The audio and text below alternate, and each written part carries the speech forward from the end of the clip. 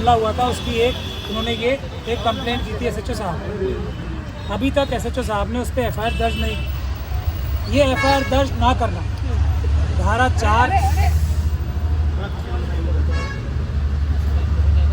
4 SC/ST act के तहत cognizable offence है।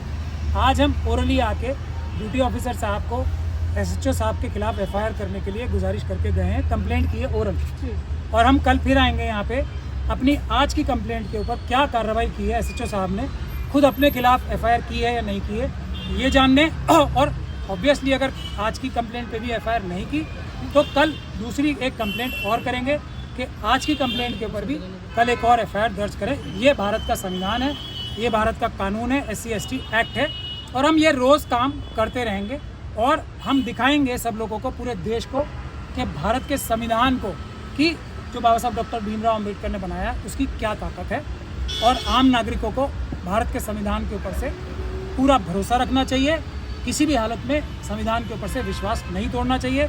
ये हम एक एग्जाम्पल सेट करेंगे कि किस प्रकार से SC/ST एक्ट में यदि एसएचओ साहब एफआईआर नहीं करते दर्ज तो खुद उनके ऊपर एफआईआर दर्ज होती है। इसीलिए हम आज यहाँ पर आए थे और ये काम हम रोज़ करेंगे, और ये मल्टीपल एफआईआर दर्ज होती रहेंगी जब तक के कानून का पालन अक्षरता सरकारी अधिकारी जो कि पब्लिक के नौकर हैं, पब्लिक सर्वेंट्स हैं, वो नहीं करते। मतलब एफआईआर दर्ज करवाना आपका मकसद है, क्योंकि आप बोले कल भी नहीं की गई और आज भी भरोसा नहीं है की जाएगी नहीं की जाएगी, तो फिर कैसे रोज आने से क्या सोल्यूशन मिलेगा यहाँ? देखिए, जो एक आदत पड़ गई है कानून का पालन ना करने का, एक आदत पड़ गई है संविधान को इग्नोर करने की पब्लिक सर्वेंट्स की, उसको इतनी लंबी आदत को सही करने में थोड़ा समय तो लगेगा ना, और ये कौन करेगा? अम्बेडकरवादी करेंगे ना काम। तो वही हम कर रहे हैं। आप लोगों से हमारी गुजारिश है कि हमारा सहयोग करें। देश के जनता का संविधान के ऊपर से विश्वास नहीं टूटना चाहिए। लोगों को नज़र आना चाहिए कि पीसफुल प्रोटेस्ट से, संवैधानिक तरीकों से हर एक व्यक्ति को न्याय मिलेगा। पुलिस के अधिकारी, सरकारी अधिकारी, कोई कानून से और संविधान से ऊपर नहीं है। अगर वो अपराध करेंगे तो वो भी जेल जाएंगे। यही हमें देश के नागरिकों को दिखाना है करके, उसी को दिखाने के लिए हम ये एक मॉडल टेस्ट केस करके आएंगे। अभी IIT के 2 छात्रों की भी मर्डर की एफआईआर आप लोगों को जान के हैरानी होगी। अभी तक 2-2.5 महीने हो गए, 1 महीना हो गया, एफआईआर तक दर्ज नहीं की है।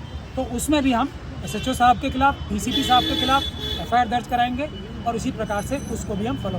सर, अभी देखा गया है आप लोगों को रोका जा रहा था, पुलिस की बदतमीजी हुई है यहाँ पर।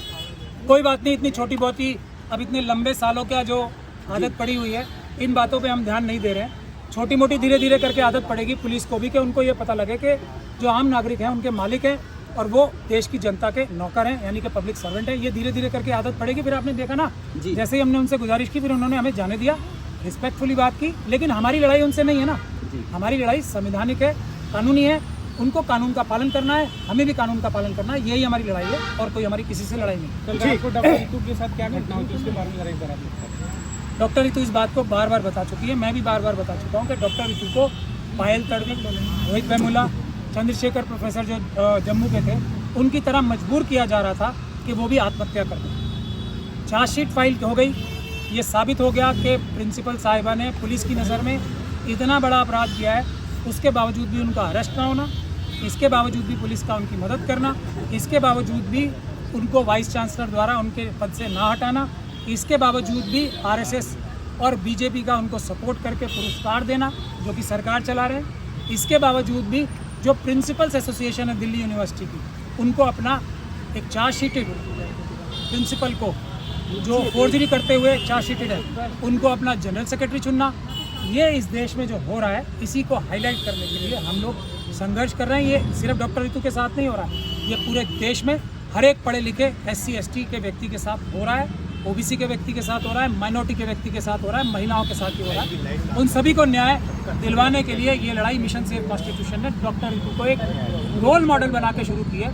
आप सभी से हमारी गुजारिश है, इस संवैधानिक लड़ाई में पीसफुल प्रोटेस्ट करके हमारा सहयोग करें। डॉक्टर रितु के प्रोटेस्ट को क्या खत्म करने के लिए कोई प्रेशर बन रहा है क्या ऊपर से? कल का हमला जो हुआ है, मैंने बताया ना, पहले आत्महत्या करने पे तो मजबूर नहीं कर पाए इस आयरन महिला को, आयरन लेडी को, तो डायरेक्ट हमला करके जान से मारने की कोशिश कर रहे हैं। कभी तो डरेगी, कभी तो बीमार होके मरेगी, कभी तो इसको हम हमला करके ही मार देंगे। ये हो रहा है, और ये मोदी जी बेटी बचाओ बेटी पढ़ाओ का जो झूठा नारा लगाते हैं उसकी प्रकाष्ठा है कि उन्हीं के संगठन RSS ने इस ऐसी प्रिंसिपल को पुरस्कार दिया है, अभी टीचर्स डे पे पुरस्कार दिया है, कितने शर्म की बात है। और उन्हीं के जो प्रिंसिपल्स हैं, प्रिंसिपल्स कैसे वोट देते हैं हमें सबको पता है, सरकारी अफसर हैं तो सरकार के दबाव में ही वोट देते हैं। उनको मजबूर किया है कि ऐसे प्रिंसिपल को जो चार्जशीट है फोर्जरी में, उसको जनरल सेक्रेटरी बनाए। तो ये मोदी जी की डायरेक्ट जबरदस्त से हो रहा है सब कुछ। ऐसा नहीं है कि हमारे प्रधानमंत्री जी को आईबी रिपोर्ट नहीं देती होगी, ऐसा नहीं है कि दिल्ली पुलिस इनको रिपोर्ट नहीं देती होगी। हर सुबह आईबी की रिपोर्ट जाती है ना। बेटी बढ़ाओ बचाओ, बेटी पढ़ाओ बेटी बचाओ का जो उनका नारा है, अगर उसके प्रति वो 1% भी सीरियस होते तो डॉक्टर रितु के केस में वो पर्सनली इंटरवीन करते। G20 में वहाँ पे और बहुत सारी दूसरी जगह जो वो जाम छलका रहे हैं अच्छे अच्छे कपड़े पहन के, वैसा काम नहीं करते।